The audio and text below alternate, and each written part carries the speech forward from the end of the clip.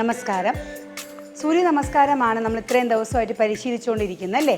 5 സ്റ്റെപ്പുകൾ നമ്മൾ പഠിച്ചു കഴിഞ്ഞു. ഇനി അത് തീരാറായി. അടുത്ത ലാസ്റ്റ് 3 സ്റ്റെപ്പാണ് ഇന്ന് നമ്മൾ പഠിക്കുന്നത്. അപ്പോൾ ഇതിൽ ചെറിയൊരു അഡിഷൻ ഉള്ള ഒരു ആസന എന്ന് പറയുന്നത് ശശങ്കാസനമാണ്. തുടക്കക്കാർക്ക് നമ്മൾ പ്ലാങ്ക് പോസ്റ്റിൽ, അത് ദ്വിപാദ പ്രസാരണ ആസനയിൽ നിന്നും ഡയറക്റ്റ് അഷ്ടാംഗ നമസ്കാരം വരാൻ കുറച്ച് പ്രയാസമാണ്.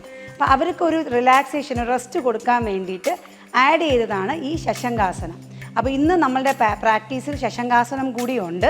അപ്പോൾ നിങ്ങൾ കണക്ക് കൂട്ടുമ്പോൾ ചിലപ്പോൾ 4 ആസനമാണ് ഇന്ന് ചെയ്യുന്നത്. പക്ഷേ ആ ഒരു ശശങ്കാസനം ഇന്ന് അഡീഷണലായിട്ട് നമ്മൾ ആഡ് ചെയ്തിരിക്കുന്നതാണ്. ഓക്കെ, ശശങ്കാസനത്തിലൊന്ന് റിലാക്സ് ചെയ്തിട്ടായിരിക്കും നമ്മൾ അഷ്ടാംഗ നമസ്കാരത്തിലേക്ക് പോകുന്നത്. അതിൽ നിന്ന് നമ്മൾ ഭുജംഗാസനം, അവിടെ നിന്നും പർവ്വതാസനം, അങ്ങനെ നമ്മൾ മൊത്തത്തിലുള്ള 8 ആസനങ്ങൾ ഇന്ന് പഠിച്ച് തീരുകയാണ്. അപ്പോൾ എങ്ങനെയാണ് നമ്മൾ ആസനം ചെയ്യുന്നതെന്ന് നമുക്ക് നോക്കാം.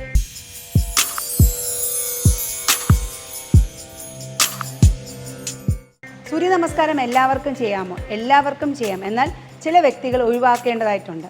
അധികമായിട്ട് രക്തസമ്മർദ്ദമുള്ളവർ, ഹൈപ്പർ ടെൻഷൻ, അതുപോലെ ഹിയറിംഗ് ഇംബാലൻസ്, അതായത് ചെവിയുടെ ചെറിയൊരു ഹിയറിംഗ് ഇംബാലൻസ് ഉള്ളവർ, പെട്ടെന്ന് നമുക്ക് തലകറക്കം, പൊസിഷണൽ ഗിഡിനെസ് എന്ന് പറയും, പൊസിഷൻ ചേഞ്ച് ചെയ്യുമ്പോൾ തലകറക്കം ഉള്ളവരൊക്കെ ഒഴിവാക്കുക. അപ്പോൾ നമ്മൾക്കിന്ന് ദ്വിപാദ പ്രസാരണാസനയിൽ നിന്നും തുടങ്ങാം. മുമ്പ് ചെയ്ത ആസനങ്ങൾ ചെയ്തിട്ട് വേണം നിങ്ങളിത് ചെയ്യേണ്ടത്. ഞാൻ ഡയറക്റ്റായിട്ട് ദ്വിപാദത്തിൽ നിന്ന് തുടങ്ങുന്നു എന്ന് മാത്രമേ ഉള്ളൂ. കൈകൾ രണ്ടും മുന്നിൽ വെച്ച് ദ്വിപാദ പ്രസാരണാസനയിലേക്ക് വരിക. ഇവിടെ നിന്നും പതുക്കെ ഒന്ന് റെസ്റ്റിനായിട്ട് ശശങ്കാസനത്തിലേക്ക് വരാം. ശ്വാസം എടുത്തുകൊണ്ട് നിവർന്ന് വന്ന് ബോഡി ഒന്ന് ഫ്രണ്ടിലോട്ട് മുന്നോട്ട് കൊണ്ടുവന്ന് നെഞ്ച് തറയെ തൊടിയിച്ച് താടി തറയെ തൊടിയിക്കുക. അഷ്ടാംഗ നമസ്കാരം. ഫ്ലാറ്റായിട്ട് കിടന്ന് മുന്നിലേക്കാഞ്ഞ് മുകളിലേക്ക് നോക്കുക. ഭുജംഗാസനം. ടോസ് തറയിലൂന്നി ശ്വാസം പുറത്തേക്ക് വിട്ടുകൊണ്ട് ഇടുപ്പ് മുകളിലേക്ക് ഉയർത്തുക. പർവ്വതാസനം. റിലീസ് ചെയ്യാനായിട്ട് ഞാൻ വീണ്ടും ശശങ്കാസനത്തിലേക്ക് വരികയാണ്. വജ്രാസനത്തിൽ വന്ന് റിലാക്സ് ചെയ്തിരിക്കുന്നു.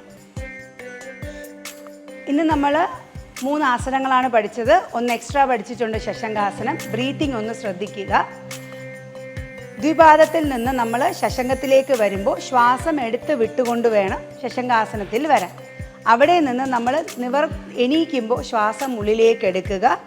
ശരീരത്തിൻ്റെ 8 ഭാഗങ്ങൾ നിലത്ത് തൊടിയിക്കുമ്പോൾ അഷ്ടാംഗ നമസ്കാരത്തിൽ ശ്വാസം പുറത്തേക്ക് വിട്ടുകൊണ്ട് വേണം ആ പൊസിഷനിലേക്ക് വരാൻ. അവിടെ നിന്നും ഭുജംഗാസനത്തിലേക്ക് നമ്മളുടെ തല, നെഞ്ച്, വയറ് എന്നീ ഭാഗങ്ങൾ ഉയർത്തുമ്പോൾ ശ്വാസം ഉള്ളിലേക്ക് എടുക്കണം.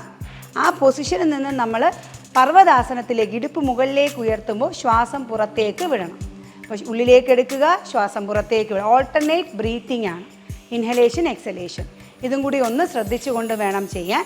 അപ്പോൾ മൊത്തത്തിൽ നമ്മൾ 2 ദിവസം മുന്നേ ഉള്ള ക്ലാസ്സുകളും കൂടി ചേർത്ത് 8 ആസനങ്ങൾ നമ്മൾ പഠിച്ചു കഴിഞ്ഞു. ഒന്നും കൂടെ ഞാൻ റിപ്പീറ്റ് ചെയ്യാം. ഫസ്റ്റ് ആസനം എന്ന് പറയുന്നത് പ്രണമാസനം, രണ്ടാമത്തെ ആസനം ഹസ്ത ഉത്താനാസനം, മൂന്നാമത് പാദഹസ്താസനം, നാലാമത് ദ്വിപാദ പ്രസാരണാസനം. ബാക്കി ഇന്ന് നമ്മൾ പഠിച്ചത് ശശങ്കാസനം, അഷ്ടാംഗ നമസ്കാരം, ഭുജംഗാസനം, പർവ്വതാസനം. ഓക്കെ, ഇനി നാളത്തെ ക്ലാസ്സിൽ നമ്മൾ ഈ 12 സ്റ്റെപ്പും കൂടെ ഒരുമിച്ച് നമ്മൾ ചെയ്യാൻ പോവുകയാണ്.